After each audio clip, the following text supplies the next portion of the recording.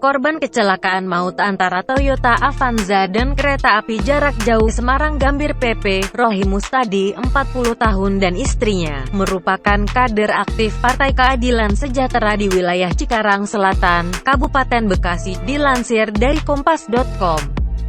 Rohim Mustadi diketahui meninggal dunia dalam tabrakan tersebut.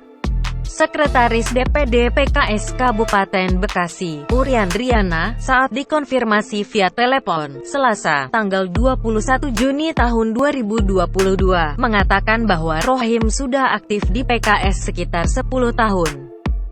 Urian mengatakan, korban sempat digadang-gadang menjadi salah satu kader yang dijagokan PKS untuk bakal calon legislatif di Kabupaten Bekasi. Selain itu, Urian mengatakan korban merupakan sosok yang dekat dengan tokoh masyarakat setempat. Sosok Rohim, tambahnya, juga merupakan salah satu sosok pelopor terbentuknya Partai PKS di Kabupaten Bekasi. Menurutnya, Rohim telah bergelut di PKS sejak partai berlambang bulan sabit dan padi tersebut masih bernama Partai Keadilan.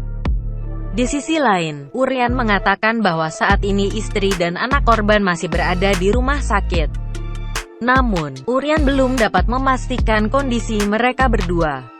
Adapun Avanza berwarna hitam dengan nomor polisi B25339FMB yang dikemudikan oleh Rohim serta berpenumpang N dan A, terlibat kecelakaan di pelintasan sebidang di Jalan Gedung Walet, Desa Mekarsari, Tambun Selatan, Kabupaten Bekasi. Akibat kecelakaan tersebut, Rohim meninggal dan jenazahnya sudah lebih dulu dievakuasi oleh petugas. Berdasarkan penuturan penjaga pintu pelintasan sebidang, Bambang Suherman 51 tahun, mobil datang dari arah Jalan Stadion Cikarang. Saat lewat tiba-tiba mesin mobil mati. Saat mesin mobil mati, kereta kemudian datang sehingga tabrakan tersebut tidak dapat terhindarkan. Namun, saat mesin mati, anak dan istri korban sudah lebih dahulu menyelamatkan diri dan selamat dari insiden tersebut. Warga sekitar lokasi kejadian juga sempat meneriaki korban, tetapi korban tidak sempat menyelamatkan diri.